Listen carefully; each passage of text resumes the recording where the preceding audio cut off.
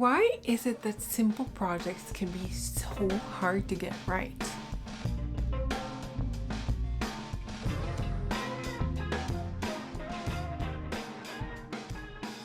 I just finished a series about petite knits patterns and why they're very much similar to each other.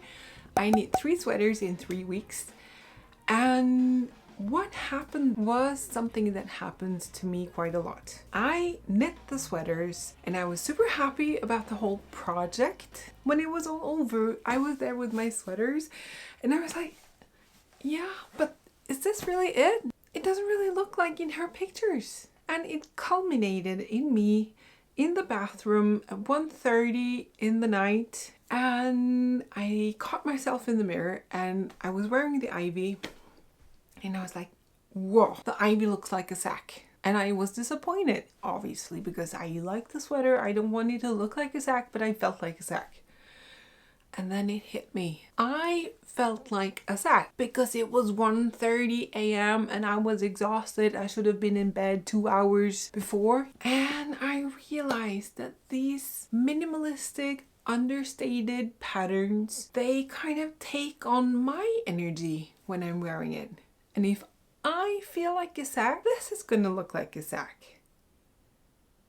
So it got me thinking, because I think this is really, really fascinating, and I thought that we need to talk more about this. So I concocted a whole new series for this channel, The Architecture of the Knitted Wardrobe.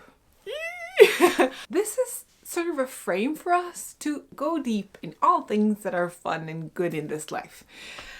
And I thought this first episode, we will talk about understated knits. Why are they so difficult to do? And I also have a few things I've learned that I'm going to sum up. Okay, I have some examples. So imagine this one. I mean, it's still not done, but it's a lot of fun. It's so heavily textured, right? So when I put this on, you're going to be like, cable sweater. Or when I put this here, you're going to be like, oh, cool colors, if you like them. Or you're going to think, ugh, hate the colors.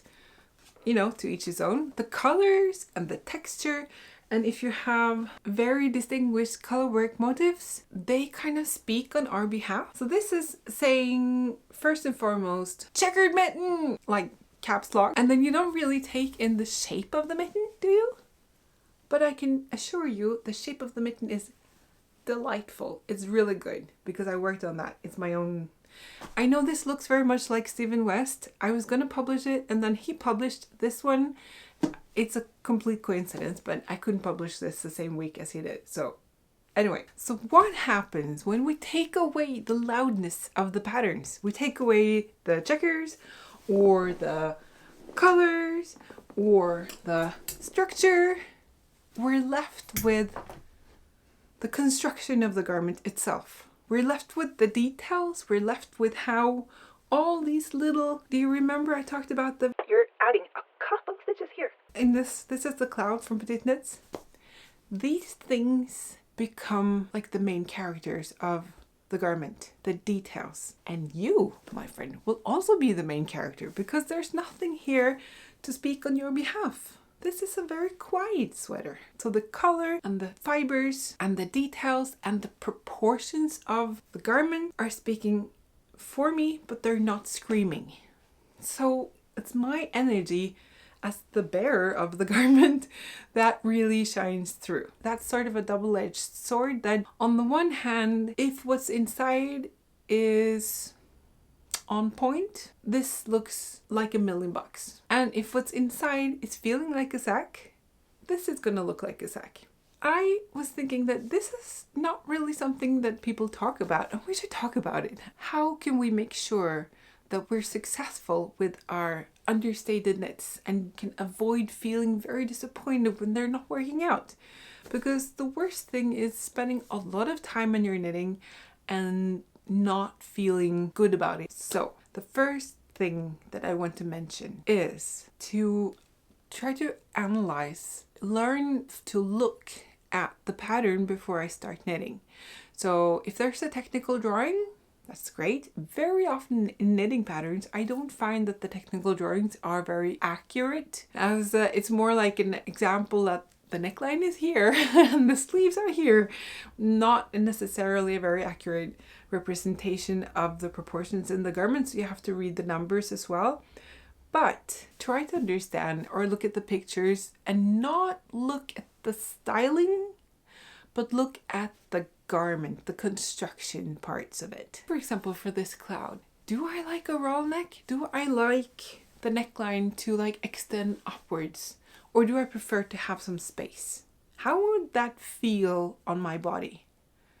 Or the sleeves, do I like long, wider sleeves, or do I need to have them really narrow? And try to understand, is this construction something that is going to work for me and going to make me happy and make me feel good? If it's not, move on. If it is, go ahead. Just remember that the overall style of the garment is a consequence of the structure, because we see those lovely pictures, especially with petite knit, that looks so beautiful, and we can get so disappointed when we don't feel that same when we put it on ourselves. Then I want to show you another sweater.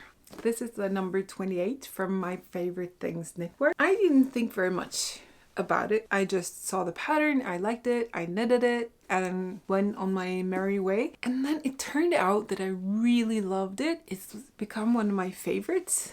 It's 2 strands held together. It's a silk mohair and it's Pickles Merino Bliss yarn. It's the same one that I used in my purple dress a few episodes ago. It's a single ply merino mohair thread. It's a very particular yarn because it has mohair, but it's not fuzzy.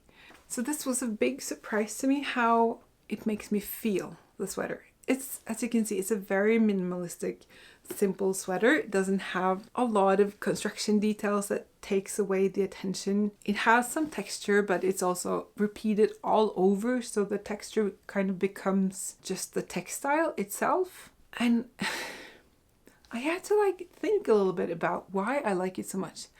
I think it is because it has this drape. It's not overpowering on me. And the yarn, it's fuzzy, of course. That is, to me, in my mind, something that I associate with elegant or nice or feminine or beautiful in some way. And because there's a little bit of shine to it as well, I feel that it's, on the more elegant. It's the opposite of rustic.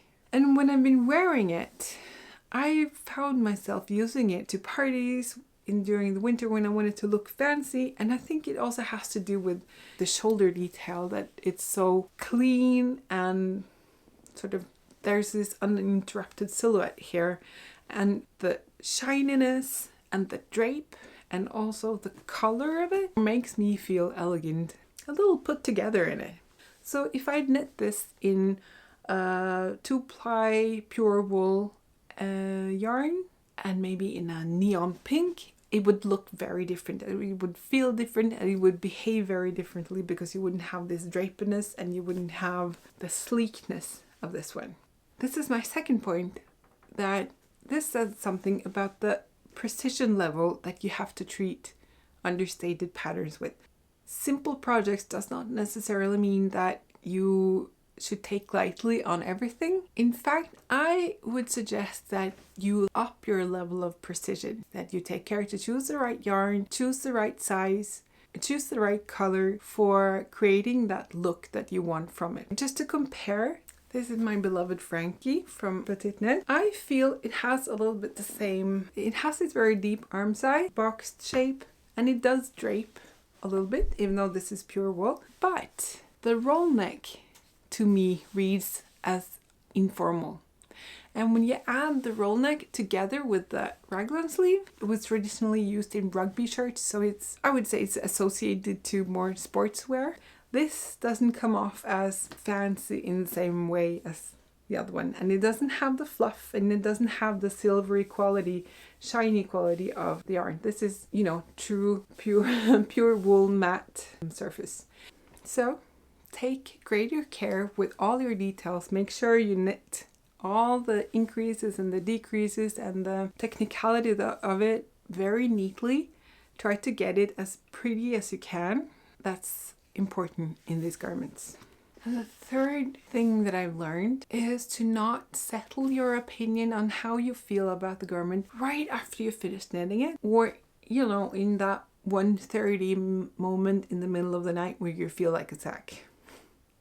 Because these garments, they live with us. Again, they don't really have that great personality on their own, so they need you to fill in that energy for them. And I think this goes also for most of the clothing that we wear. The feeling we have in our clothes matters so much. There are so many times I put something on expecting to feel, ooh, and then I don't, because it's just not right that day. Maybe I'm a little bit tired and I just need something to pick me up, and then I need something with color, so this is not going to cut it. Or maybe I feel like a firecracker that day and it doesn't really matter that much, so I can put on whatever that just feels very comfortable, that will allow me to be myself fully that day, because I'm a little all over the place. I need to be able to move.